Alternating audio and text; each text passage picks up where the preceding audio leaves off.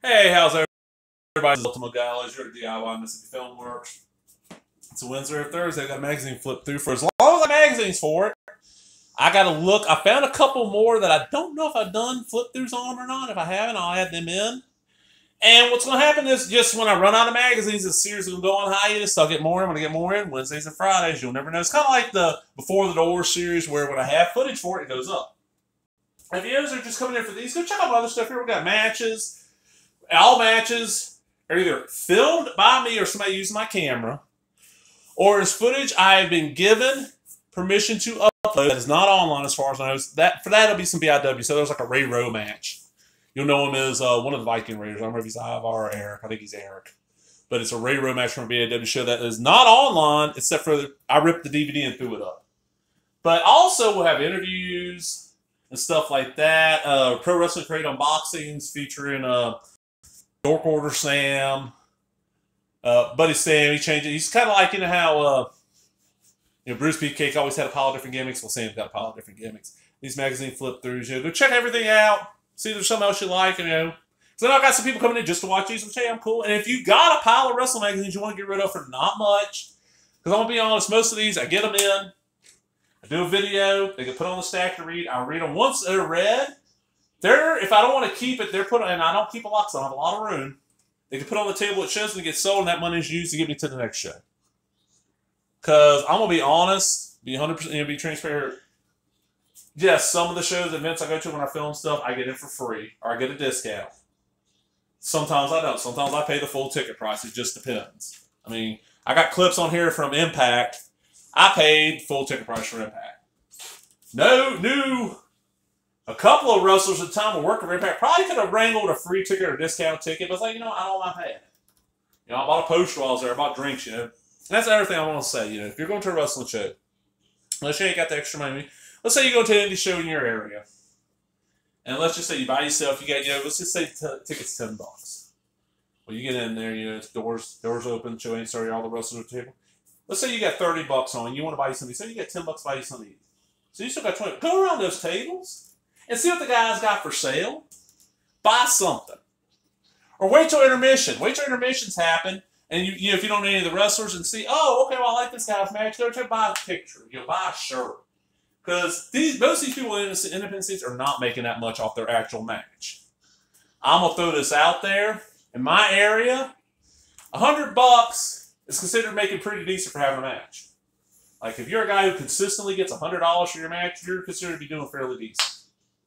Which is sad, but you make your money at the table. So go do it. Even me, I've been to a lot of shows. Even if I ain't been to a show, I usually go around tables, I buy an 8x10. Most of these wrestlers will sell you an 8x10 sign for $5. And then if you ain't like me, you don't put them on the wall. It's a neat little thing. Like, I've got, some 8x10s for people who ain't even around anymore. I got some of them, who now went on to be huge. Like, I got Tim Storm. Tim Storm's a big known name, I should have bought that Ricky Starks 8x10 at a Wildcat show years ago, but I was buying somebody else's, Or, no, I got signed, Tracy Smothers 8x10. He ain't around anymore, Get something signed. Item, somebody's going to be there that, like I was at a show, Visceral worked. Big Daddy V, I got a trading card and then paid for a picture with it. So a little money if you got the money. I say if you got a family and every kid wants something, that's why at my table, if you come up to my table and you got a handful of kids and each kid wants something, you ain't got that much to spend, talk to me. I can work out something where each one of you kid gets something. I'll work you out a deal, Each kid will get something for them. We'll work out something because I price 90% of my stuff on my table where I can handle. That, let's just say right now I have the, I don't know it's like WWE Steel Cage Challenge or something like that. Plug in, put batteries in it, plug in your TV, video game system. It's on Nintendo games, Nintendo on a chip system. I have it for $20. I don't have the batteries in it. You can have it with me. I can go down on that, Now, if it says $5 on it, unless you're buying 2 or 3 of them, but let's get into the magazine here. Billy Joe Travis and Jake the Snakes are top of the thing, so it means, okay, no. No. Huh. This is wrestling's main event. The #1 magazine for Matt fans today, March of 1990. The Rockers run the Rougeaus out of the WWF. Fuck, oh, man, those were so much fun. Hated them back in the day. Now go back. I was like, oh man, I love the Rougeaus. Roddy Piper declares war on the Heenan family. Fuck yeah. Tully Blanchard and Arn stand back where they belong. He's back in Crockett. Dusty Rhodes relives his past. You can't trust Jim Cornette. Colt. Why is this? There we go. Sorry, I did not realize it was that blurry. Shit. Why don't y'all say something to me? Can't trust Jim Cornette. Colt to Cornette, baby. I'll get that up there for y'all. Excuse me. The downfall of the Steiner brothers. She is a woman. Hear her roar. So March of '90, which means this is probably on newsstands in about January, and the news is probably from like November. We'll find out towards the end. Now this one is the only one I got in. It's got a little tape on the bottom cover. You see that because it was split there. My buddy, the staple will come loose, and he's like, I put a piece of tape to fix it. It's small. I'm like, okay, yeah, that's cool. Al Perez, not the biggest Al Perez fan. Al Perez to me always looked like as I got older and learned this term. It looks like a porn moot. Porn moat. Moat. Porn. The greasy guys you would see in like 80s and early 90s porn, you know, is the male stars. That's what he looks like. Like he should be doing like greasy porn. Oh, Jim Cornette enjoying the magazine. Okay, that will be. Let me put a tie wrap there. I'm gonna get a good picture of that for the Colt Cornette. Is that Eric? It is, but I thought it was Atticus Cogar for a second. I mean, look at that. Atticus Cogar. Is Atticus Cogar Eric Embry's son? Is anybody watching to see who Atticus Cogar is? A deathmatch guy. He's pretty good. Ric Flair, one of his roads. Welcome back, Hot Rod. Rowdy Roddy declares war on the Heenan family. Nice picture of him with Rick Rude. The figures. Always the figures. Fucking Tom Zink. Never gave a shit about me. I seen him wrestling. He's not horrible. Just never shit. And then in the late 90s, early 2000s, to whenever it went down, he had that website that was just a blastery. Like, he was blasting everybody. And this is something else I noticed going through these WrestleMania. This Lord Jonathan Boyd guy loved him some Scotty the Body. Like, he talked about him constantly. Did he live in that area? He lived in the Pacific Northwest? School days. School is tough enough without having to try to learn without a mind softened with drugs. So get the education you deserve and learn how to say no to drugs. Just say no. All right, so we got our tapes here. This one's only one page. Last one of these I did was 2, which was great. And honestly, of these 3 tapes, one of them I know I rented and I want. The other 2, yeah, I can watch both of them on the network, but one of them I want the tape. And that's what I want to throw out there. If you're watching these, I do collect wrestling merch. I don't just buy shit to resell. I buy stuff to keep for myself too. There's been times where I bought like somebody's selling their collection, so I bought their collection to keep like 5 items for myself. And then everything else was just, I'll just resell that and make back what make back more than what I paid for this. Like, I'll throw this out there. Paul Riot, the Wrestlers Riot, Paul Riot. Known in this area, don't wrestle anymore, he's retired. I'm pretty sure 100% now. But Paul posted on Facebook or something, I'm selling my wrestling DVD collection. I'm keeping my WrestleManias, keeping my TNAs, everything else for sale. This many DVDs, this much. I messaged him, hey, is anything sold? Hey, what all do you have? Give me up a list. And he sent me a list. I'm like, all right, I told him what I wanted. I was like, I'll just buy the whole thing. Met up with him and bought he mailed a box to me, and then I ended up when he didn't want to mail the second one because it was so much. It was like 100 something DVDs. And not that much. I paid about not that much. Kept about 10 of them for myself. It was sets that I wanted. And everything else, I don't want to tell you what I'm selling. They sell, on average show, and I ask $5 for a single disc, usually 5 to 4, according to what it is. Some of the $4 ones, it's either $4 or 3 of those are $5. And two disc set is 10, 3 and an up disc set is 15. If it's 5 discs, I do ask 20 because that's a disc. I think I got one of those. But I sell enough each show to cover like my meal. And my meal is usually $20. I sell you a couple $5, I sell enough to cover my meal, which is what I do. That's my whole thing with selling shows. I'm going to get into the tapes in a second real quick. I just want to make enough to cover whatever my ticket costs, my gas for the day, my snacks for the day, and 2 meals. Because even in Brookhaven, I live outside Brookhaven, right outside of it. Actually, the Civic Center, I think, is outside, about as far outside the city limits as I am. I usually eat. I'm not going to wait till I get home to eat dinner. I'm going to eat dinner in town. And I'm going to eat lunch in town. So that's 2 meals out. That's at least $10. Probably more. And that's why I started vending. I mean, straight up, I started vending because I had a huge collection. I was wanting to downsize stuff, and I was tired of. I love going to shows. I love filming matches and hanging out, but I was losing money every show. Even back then, my buddy refused to take gas money. Even without that, meals and I want to buy stuff at shows. This way, I can do it and make a little extra money. And the extra money goes back into stuff. Well, I was saying about the tapes. If anybody out there has old wrestling VHS tapes, WWF, WCW, or anything, they got to be with the case. It can't be shit taped off a TV.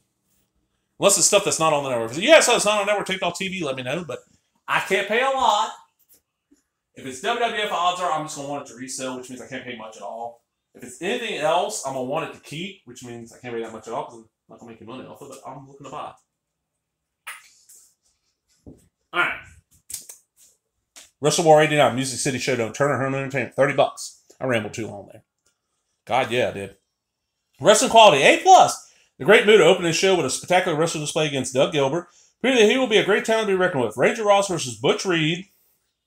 Dick Murdoch taking on Bob Orton in a bull rope match. And Sting defending his title against the Iron Sheik with only weak matches on the show. Giant Dudes versus SST. Kevin Sullivan and Dan Spivey challenging Rick Steiner, Eddie Gilbert. Michael Hayes beating Lex Luger for U.S. titles excellent. The Varsity Club versus the Road Warriors with special referee Nikita Koloff was fine. Finally, Ric Flair taking on Ricky Steamboat to regain his world title for the 6th time in what will go down. And what will go down in wrestling is one of the greatest matches of all time. Yes, it is. But out of all the Steamboat Flair matches, there's the TV one, there's two pay ones, there's some handheld footage. My absolute favorite is one I never heard mentioned, and it's from Mid-Atlantic Championship Wrestling Year in Review 78 show. The end of the year 1970, I guess around New Year's, Saturday around New Year's. I think they showed it on Saturdays. They didn't want to have a new episode, of course. They just showed some wraparound and showed a Steamboat versus Flair match from 78 that is amazing. It's like a studio match. It's probably their best match I've ever seen, but I don't know why. I mean, we've got the rivalry set of Hart versus Bret Hart versus Shawn Michaels. Why don't we got a Flair versus Steamboat one? Why didn't WWF, when the DVD market was still go into custom DVDs? I would have paid, instead of, it's a single disc and you pay, $25 instead of 15, or 2 discs or, $40 instead of 20 or whatever they price it. Charge a little more. I would have paid for a bunch of custom stuff. Even giving it to me like just a case with a blank cover, or a generic cover. Oh, yeah. There's like matches that I know will never appear. Like one of my matches I'm searching for, as anybody knows what episodes happen on. I gotta find it. It's on Sunday Night Heat. It's when they're either the Acolytes or the APA. And it was Takamichi Naoko and Funaki come out there. It's after Funaki, they started doing the fake in, and Funaki would get the mic and go, indeed. They come out there to have a match against Acolytes. The Acolytes beat them in like 30-something seconds or some shit quick. And Taka's like, we demand a rematch. We will never quit. Blah, blah, blah. And Funaki's the microphone goes, indeed. And Acolytes come down and beat their ass again in like a minute this time. Taka challenges them to another match. This time Funaki don't want it. You can tell on his face because he wasn't doing the actual indeed voice that he's not want to say indeed. So he's like moving his lips kind of funny. You hear the indeed. And they come down and get their ass beat again. I want that match. That would be one I would have. I don't know what he's going to be like. I want this on that set. But Wrestle War Music City Showdown. Presentation of non-wrestling materials. A. Jim Ross and Bob Caldwell on sound job commentary. The Flair Steamboat Showdown will go down as one of the greatest commentary jobs ever. Tape quality including cuts and complete matches A+. All the matches complete. Stream presentation great. Tape is quality is fine. A+. I'm not going to go too because I don't give a shit. Heart Punch. Skater Atbar. Did Atbar ever write a book or do a shoot? I would like to see that. I'd like to know more about Atbar. They're doing that World Class on air movie right now in Louisiana. I had a bunch of buddies that went and tried out for it. And I had one buddy because y'all watch this, you see me. I'm up here on your maskless, I think. Shaved head, long goatee right now, little mustache, usually trimmed. Somebody might tell me I should get like a sports jacket and trim the goatee down and go, like, I'll be Gary Hart. Like, I'd have to trim the goatee. I'm not allowed to. That was the rule. If I didn't keep my hair on my head long, I had some long hair on me somewhere, and I was told my armpit hair didn't count, so that is it.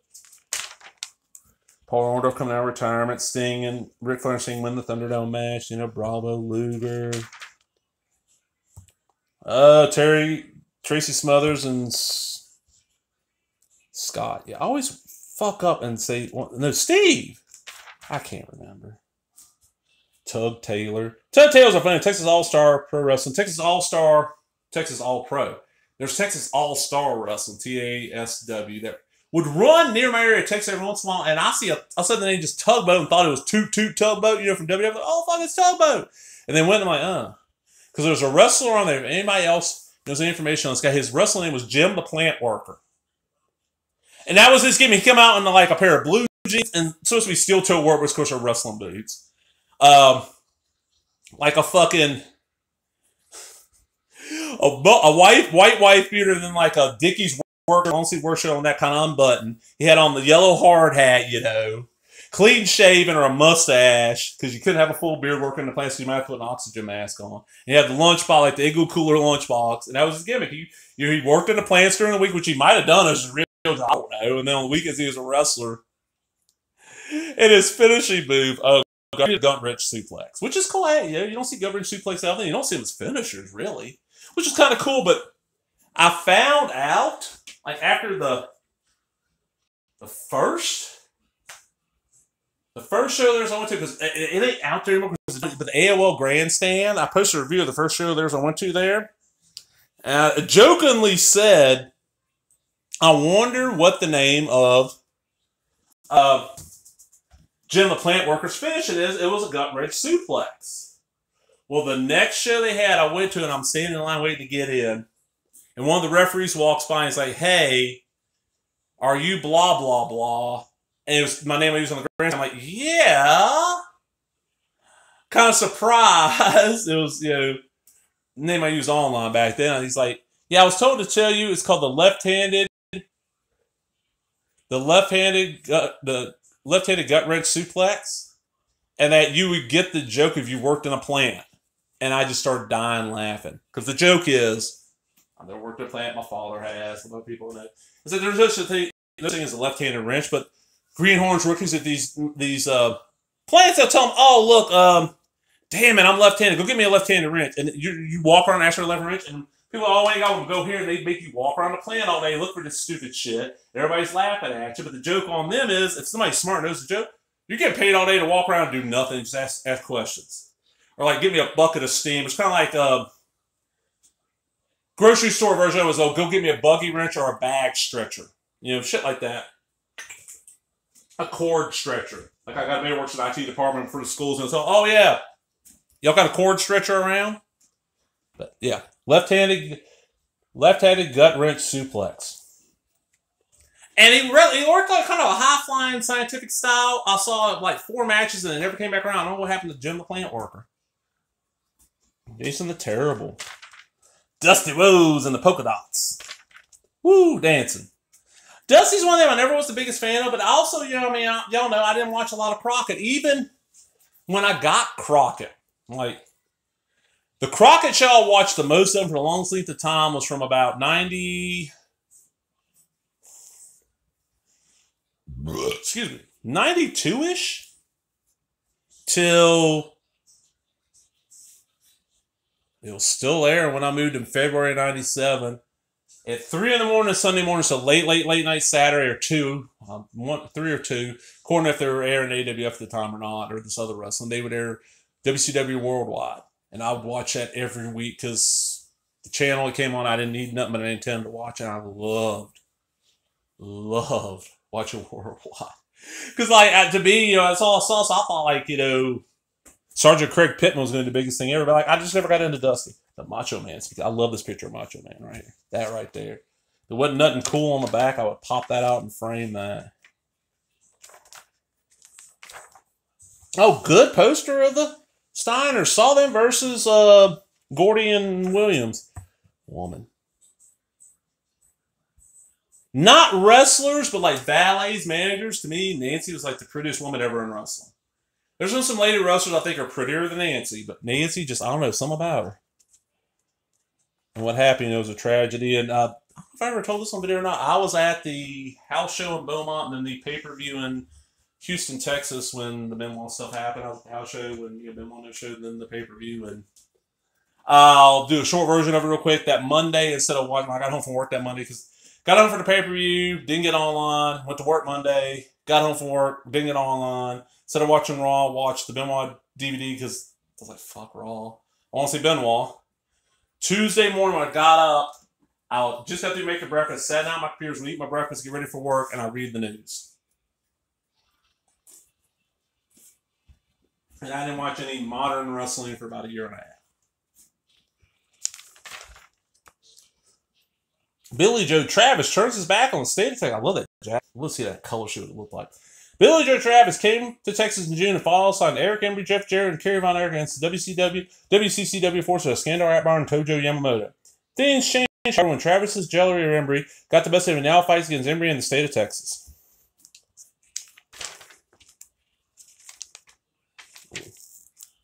Okay. Ric Flair versus Great Muta in Greensboro, North Carolina. I am the hugest Kenji Muto, Great Muta fan because of his run to WCW.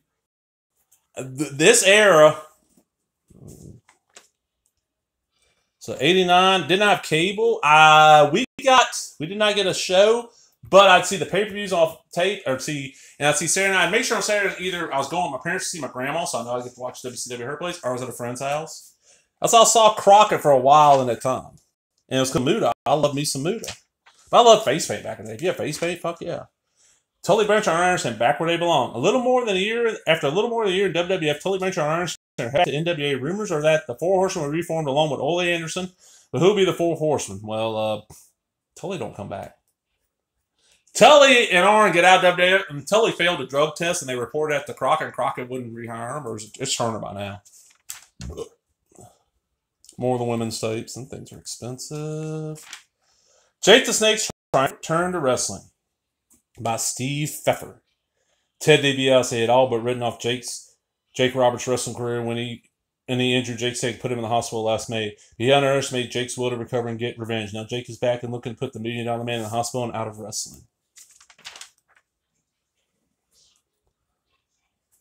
You guys will grow up on watching the Mid-South. You can't trust Jim Cornette, Kobe. I will be taking pictures soon too, but look at that, man. Corny. Jim Cornette is only advising the dudes and still only manages one team, the Midnight Express. And real quick, the recent AEW was it a Dynamite and a Rampage where the guy showed up in a yellow suit done up as Jim Cornette. I'm gonna throw this out there. I don't know how many people watch my shit, but that was a joke he did he did because he already owned the outfit. I was like, fuck it, I look a little bit like Cornette. Him and his buddies were pre-gaming at his place before the show. And he came up with the last minute and sent me the picture. There is a good picture of it floating around a little bit because I sent somebody and they leaked it. But I love it. I just want to see more people dressing up like if AEW comes anywhere near me, I'm gonna go like dress up as Gary Hart or try to think, who do I look like? Gary Hart's the only way I could come close to, and I'd have to like do something with the goatee, but I just love my buddy. He looks so much like Cornette. And I don't want to say the nickname we gave him because that'll give away his posting handle on the few forums he posts at, so I don't want to do that, but yeah, I loved it. The Rockers run the Rougeaus out of the WWF by Sandy Krebs. The Rockers, former AWA World Tag Team Champions, have not been too successful in their stint in the WWF. However, fans love the Rockers and now love them even more as they have done what no other team could do for the Rougeau Brothers out of the WWF. All right, rankings. Man. Let's see how bad it's getting in some of these feds. Okay, WWF has still got some, I mean, even I don't care for them. Hogan and Warrior are big draws. I like Savage, I like Rude. Dusty Rhodes, I don't care if he's a draw. Henny, I like. Wyndham. Ooh, 91 Wyndham. That would be the Widowmaker or whatever shit was. The Stalker. That was not good. Roddy Piper. Piper's one of those where I've never seen, I mean, besides the Valentine match, most of his matches that I heard read about, they're okay. He's just good on the mic. He's better manager. DiBiase by this time was starting to slow down. Boss Man was decent, but got better when he lost the weight. Hacksaw was too slowed down. So, really, Savage, Rude, Henning, be the big three. Okay, Crockett, NWA. We got Flair still good. Muto's good. Sting. Steve Williams, who, hold on. Nobody! Steve Williams ain't in there. Okay. Funk. I mean, they got a decent lineup. The only bad ones like Norman and Tommy Rich and Zane. But AWA, okay. I like Larry Zbyszko, but I don't see Larry Zbyszko as a world champion. Even though he's married to one of Vern's daughters back then. All right, Sergeant Slaughter, ooh, that's way too high for him at that period. Colonel De Beers, who way too high. Paul Diamond's a good wrestler. Baron Von Raschke, gimmick guy. Mike George, I don't even know who the fuck is. Akio Sato, that's the Orient Express guy. Kokina Maximus, that's Yokozuna. Tanaka, who. USWA is better than AWA. That's sad. Lawler, yeah. Kerry Von, I don't know. Terry Gordy, yeah. Eric Henry, yeah. The Punisher, I don't know who that is. Jeff Jarrett, Chris Evans. P.Y. Chuhai, that's, is that Phil Hickerson? Who the fuck was P.Y. Chuhai? Shit. There's a white guy pretending to be Asian, but he was like, you knew it. They like didn't try to make you think. Jimmy Jack Funsos, Taurus Bulba, okay, Billy Joe Travis. And the women are different. Wendy Richter's number one, and I don't know why. Missy Blue Sims, Debbie Combs, Sensational Sherry, Velvet McIntyre, Linda Dallas, Heidi Lee Mogan, Rockin' Robin, Medusa Messina, Candy Divine. And the last page. American Angels, Wrestling Goes to the Movies. Okay, if I knew where it was, I would go grab American Angels Baptism of Blood DVD because I have that. Ain't really nothing special about it. But, let's read this. The American Angels are coming your way. The Angels are a group of beautiful, body-perfect female wrestlers who just completed a motion picture titled The American Angels, with a shot on location on Angels Training Camp in Los Angeles. The film will be released by Paramount Pictures early in the spring. It's the first movie to feature female wrestlers since the movie entitled All the Marbles starred Peter Falk almost a decade ago. That, and there's another kind of women's wrestling movie I found on Amazon Prime from around the time of All the Marbles, but I don't remember the name of it. It's on Amazon Prime. If you're a movie guy and you're looking for oddball shit, get Amazon Prime. I mean, you got to pay full $12. It's worth that just for the shipping. But Amazon Prime Video is amazing. Like, it's like the mom and pop video store of your childhood. The feature film, produced, directed by Ferd and Beverly Sebastian to make Gator Bait and some other crazy stuff, tells the story of three young rookie wrestlers who join the American Angels Wrestling League and become professional wrestlers. Luscious Lisa, played by actress Jan Duncan, underwent a 3-month training program with Los Angeles pro wrestler Alex Knight. Pam, a Chicago street girl, is played by Trudy Adams, who's better known as Brandy May, the farmer's daughter. Trudy had to downplay her wrestling ability in the beginning and accentuate her acting ability, and she's received rave reviews for her role. The third girl, Marita, is played by a new actress named Patricia Kavoda. At first, Pat was afraid to get in the ring with the top professionals in the film, but she overcame her fears eventually, and her sportsmanship, one of the qualifications for the Angels teams, came through. Magnificent Mimi plays herself in the film. She also helped train the actresses for the roles in the movie. Mimi is the reigning American Angels champion. Lisa is her top challenger. The climactic fight before a crowd of thousands is stupendous. Diamond Dave, Hollywood Crave, also plays himself. He's the flamboyant manager of the American Angels. Actor Tracy Sebastian, who is also the real-life manager of Angels, plays Dave. In the film, he helps AWA TV producer Lee Marshall with the narration of the bouts. They work very well together. The Black Venus, Jean Kirkland, is also in the movie, and she wrestles Mimi and Luscious Lisa in a fantastic tag match, which also involves Trudy Adams and power wrestlers Malibu and Flame. Following their training period, the girls underwent further instruction from former Australian female champion Susan Sexton, who also was a part of the movie playing Patty, the team's trainer. The American Angels film shows the inside world of female wrestling, the training, the camaraderie, and the pain these top athletes endure to become and remain champions in the female wrestling business. Next in the production plans for the American Angels Wrestling League is a television special and TV series featuring the American Angels. The American Angels group is constantly looking for new athletes. It provides the most beautiful top athletes in the sport. If you're a female who aspires to be a professional wrestler, and WME has received many inquiries from hopeful lady wrestlers in the past, and can meet the American Angels qualifications, call Beverly Sebastian 8, well, it's a phone number, and check them out. They want you to join in their goal, creating a league of the best and most beautiful women wrestling athletes in the world. I got the movie, and it's horrible, and I don't really think Paramount released it. Luger versus Rich, but it's basically Mimi. Mimi was one of them where she was hyped in every magazine. Like, it didn't matter what company was found. She got hyped because Mimi, real tall, real nice-looking brunette lady, real beautiful woman. Especially for wrestling back then, because, I mean, back then, you got to understand, back then, Liz Hewitt, Miss Elizabeth, was considered like the most gorgeous woman in wrestling. And Liz was a pretty woman, but she was, nothing special. Like, if you put her out in Hollywood, she'd be nothing special. It's kind of like how Stacy Keibler is considered like one of the most gorgeous women in wrestling, but compared to a lot of women in Hollywood, nothing special. Well, Mimi was something special. Couldn't wrestle, from my understanding. I've only seen 1 or 2 matches, but she was hyped everywhere. Like, I had posters of Mimi. When I found out the movie was on DVD, I was like, ooh, I want to see that forever. I got a copy. It's, like I said, I don't think Paramount ever put it out. I don't know how it came out, but I'm out, everybody. Hope you enjoyed that. And hopefully I get some more magazines in soon, because I'm getting down to the end. Actually, I filmed what is going to be the last one of this batch. And like I said in this video, or maybe another one, you know, when they're all done, I'll just take a break. Next time I get some more magazines in, because I put out word locally, I'm looking for older mags. Like, I want it to be at least 2000. And I prefer it to be pre-Attitude Era, like pre-90. Early 90s, about as new as I'll really want to get, but I'll go all the way up to 95. But I'm out. Hope you enjoyed it, and laters.